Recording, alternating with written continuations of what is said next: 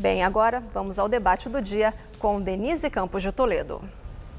E hoje eu vou conversar sobre a renovação da Assembleia Legislativa de São Paulo com os deputados estaduais eleitos agora, Daniel José do Novo, economista, cofundador do Renovar BR, e Isa Pena do PSOL, advogada, especialista em casos de assédio e violência contra as mulheres. Bom, falando em renovação, é só olhar para vocês, não é? Isa, boa noite. Boa noite. Daniel, boa noite. Boa noite, Denise. Bom, a gente espera uma renovação da política e, na verdade, as urnas já mostraram esse desejo da população em geral. Foram 56 novos parlamentares.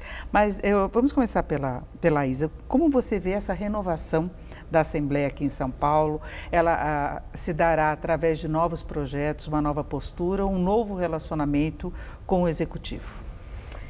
Acho que, em primeiro lugar, eu torço para que essa renovação política, esse percentual alto, ele se expresse em projetos de lei, em iniciativas que visem atender aos interesses populares, porque os parlamentos andam muito surdos aos interesses populares. De outro lado, acho que é uma renovação limitada também, porque o número de mulheres, o número de negras e negros, o número de LGBTs ainda não está proporcional ao que nós somos na realidade brasileira. Então, eu acho que torço para que se expresse politicamente em conteúdo, não só na forma, em quem ocupa os cargos, mas em uma renovação da forma de fazer política, mas também vejo limitações nessa renovação política, que são as que eu acabei de dizer. Agora, Daniel, você criticava os projetos, a maioria deles pelo menos, desde a época da campanha, não é? Quando você dá uma analisada, né, faz um pente fino com quais são os projetos de lei que a Assembleia tem levado para frente, né, poucos deles, de fato, fazem a diferença na vida das pessoas, né? O que eu acredito hoje é que a renovação política deveria ser uma renovação que busca dar o exemplo, né, e que busca também uma posição de independência em relação ao Poder Executivo, que é aquele ponto que você estava falando anteriormente. Eu acho que está na hora da gente parar de ver a Assembleia Legislativa de São Paulo como um quintal do Palácio dos Bandeirantes e enxergar como uma casa que é independente, que pode levar para frente projetos que de fato mudem a vida das pessoas, né? Agora, você já está propondo desde o início um controle direto das ações do Executivo, de gastos, projetos e tudo mais. Eu acho que hoje a gente tem tecnologia disponível para fazer coisas tão simples e que estão em todos os lugares na nossa sociedade, mas não na política. Então, uma das ideias que eu tenho para o meu gabinete é de criar um sistema de inteligência artificial que possa fazer a verificação em tempo real de informações da execução do orçamento do Estado, que é um orçamento gigantesco, né? São quase 230 bilhões de reais e muitas estações, muitas coisas acontecendo ao mesmo tempo. Pouca gente e pouco dos parlamentares até hoje deram esse enfoque, né, de uma responsabilidade tão importante do Legislativo, que é fiscalizar o Poder Executivo. E, no nosso caso, no Partido Novo, com uma posição de independência.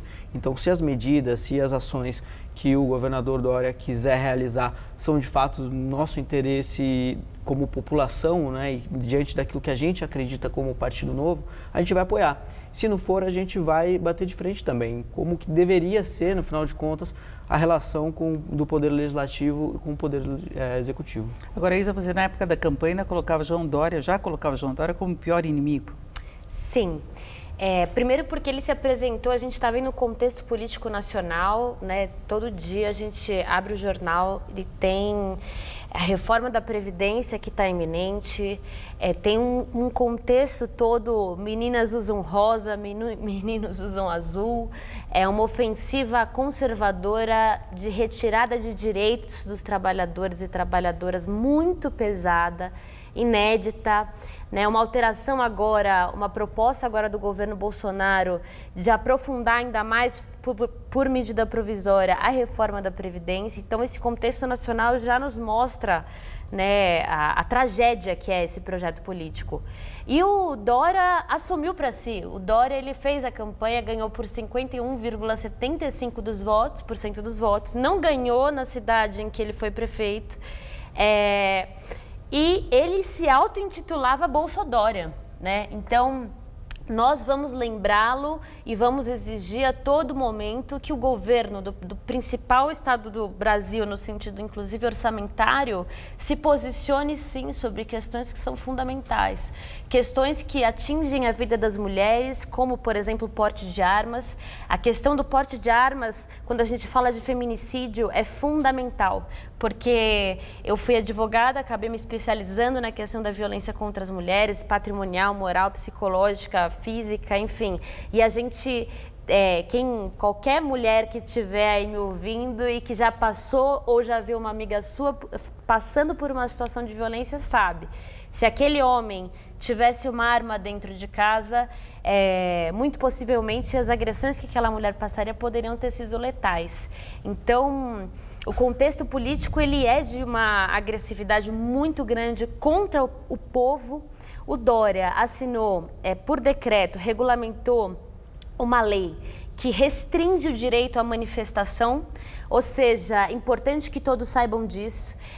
Agora, por esse decreto, o Dória quer que a população avise com 5 dias de antecedência o tema e o trajeto de uma manifestação. Ora, a Constituição Federal já prevê e garante aos seus cidadãos o direito de se manifestar e de se expressar politicamente. O Dória não pode restringir um direito garantido na Constituição e por todas essas razões, pelo projeto de segurança pública, pela frase que recentemente ele disse que na gestão dele, bandido não vai para a delegacia, bandido não vai para a penitenciária, bandido vai para o cemitério. Por tudo isso, o Dória é o nosso pior inimigo.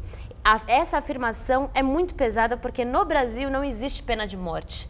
E um governador falar isso é absolutamente, inclusive, uma flagrante postura de incitação da violência. De uma violência que a gente sabe que no estado de São Paulo se matam milhares e milhares de jovens negros na periferia todos os dias, né? E brincando com um assunto muito sério, que eu acho que é a segurança pública, que tem que ser levado com muita seriedade, porque as pessoas têm medo.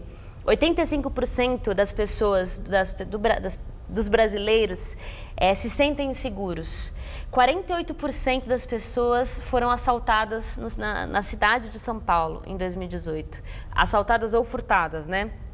Ou seja, o clima é de muita insegurança, então você tem um medo, uma insegurança geral, e você tem políticos que manipulam isso de uma forma absolutamente perversa. Agora, vamos ouvir o Daniel também a respeito disso, que eu acho que é uma política mais ampla aqui do Brasil, que nós vamos ter uma renovação, começando pelo governo federal. Como é que o seu partido se posiciona em relação a isso? No nível Porque federal, o Novo defendia também uma liberação maior de armas, né? Sim. Bom, eu acho que das diversas pautas, né, que estão sendo levadas em consideração hoje em dia, do nosso ponto de vista, as pautas econômicas são aquelas que têm sido mais acertadas por parte do governo federal.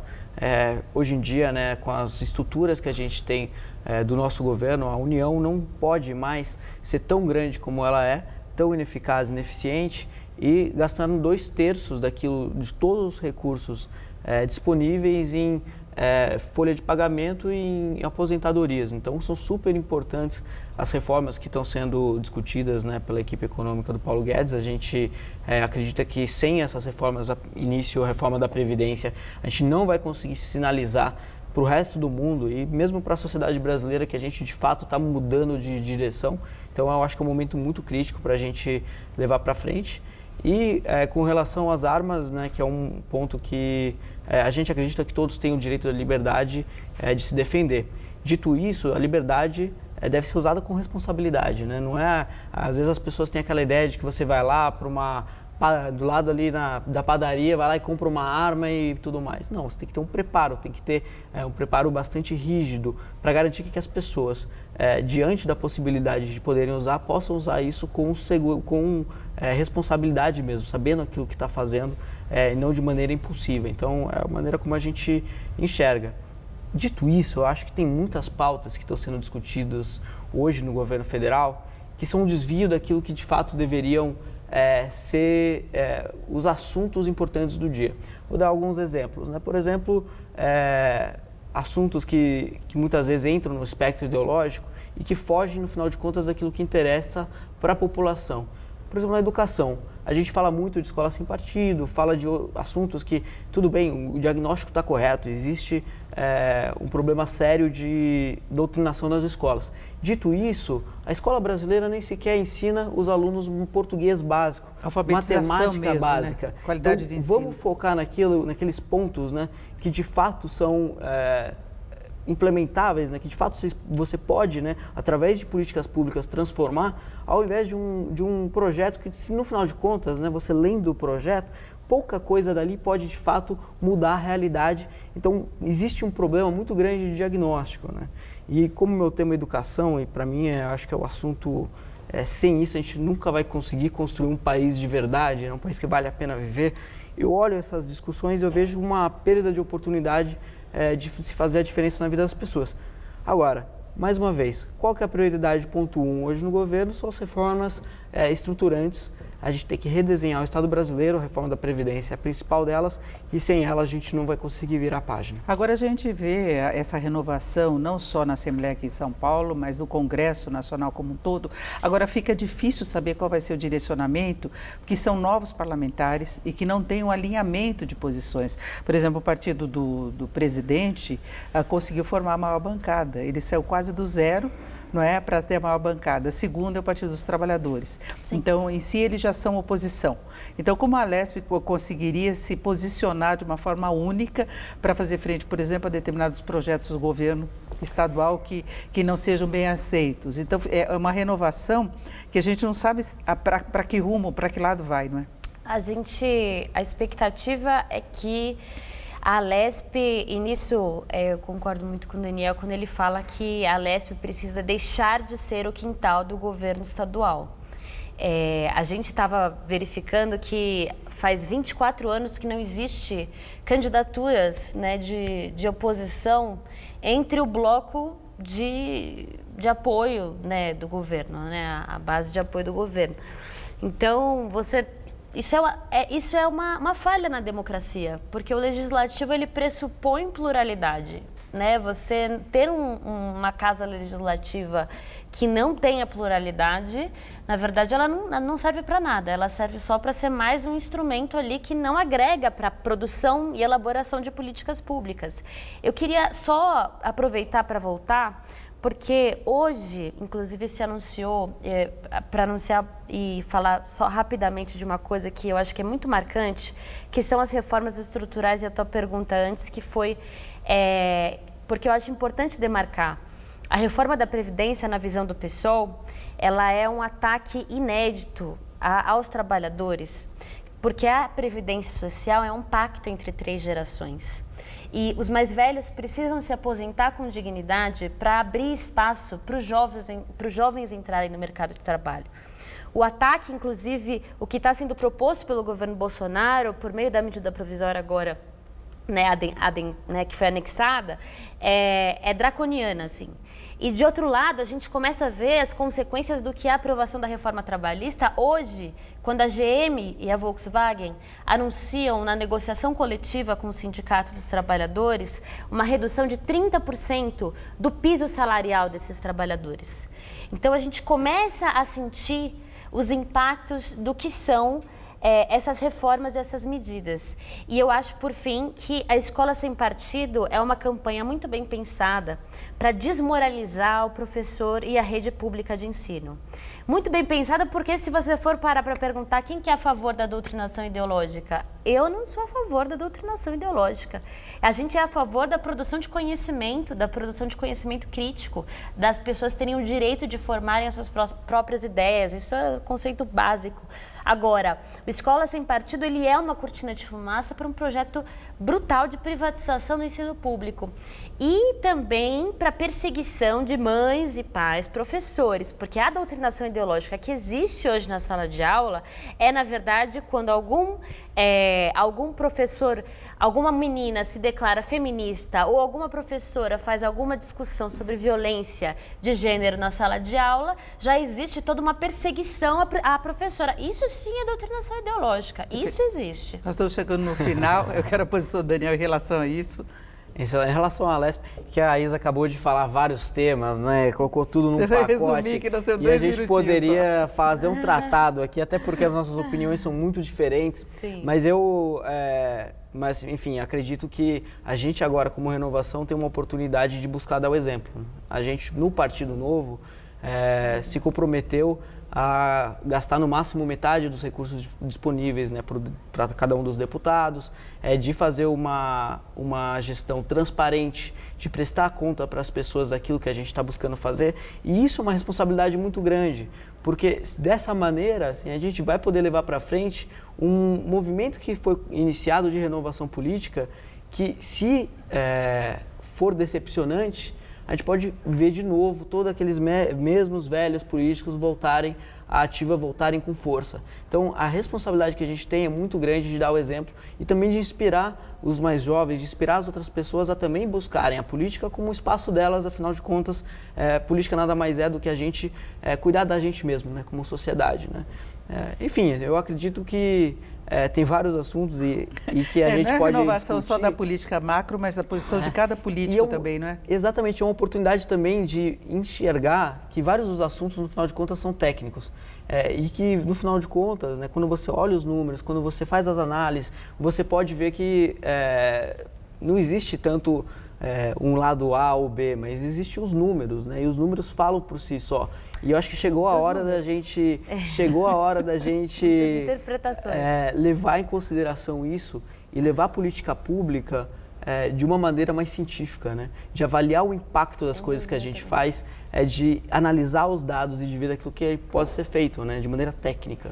Bom, a gente tem um tempo muito curto aqui, vocês vão debater lá na Assembleia, na Alesp, o que a gente espera é renovação da política para o bem, né? Não, e eu acho que, apesar disso, a gente tem um acordo geral, que é o acordo da democracia, né? Da pluralidade enquanto um pressuposto.